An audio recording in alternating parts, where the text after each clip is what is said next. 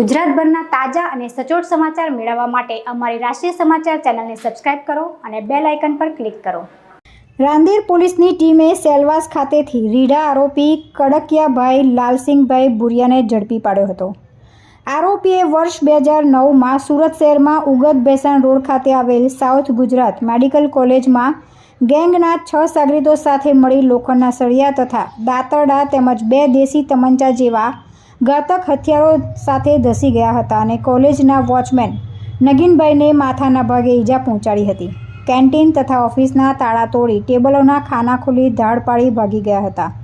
જોકે ડિસેમ્બર 2009માં આ આરોપીઓ પૈકી 3 આરોપીઓને અમદાવાદ ગ્રામ્ય જિલ્લાની LCB પોલીસે પકડી પાડ્યા હતા, જ્યારે આરોપીઓ પૈકી કડકિયાભાઈ લાલસિંગભાઈ ભુરિયા 15 વર્ષથી વોન્ટેડ હતા, જેને સેલવાસ ખાતેથી પકડી લેવામાં આવ્યો હતો।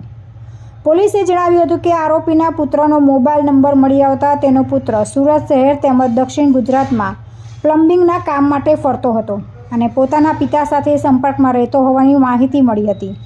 તેમજ આરોપી ખૂબ જ શાતિર અને રીઢો હોવાનું અને ગુજરાત રાજ્યમાં અલગ અલગ જગ્યાએ મજૂરી કામ માટે ફરતો રહેતો હતો। પોતાના વતન અને રહેણાંક સરનામે ક્યારેક જ આવતો હતો, તેમજ ક્યારેક પોતે મોબાઈલ કે બીજા કોઈ ઇલેક્ટ્રિક ઉપકરણનો ઉપયોગ પણ કરતો નહીં હોવાનું જાણવા મળ્યું હતું, જેથી તેને ટ્રેસ કરવો કઠિન હતો।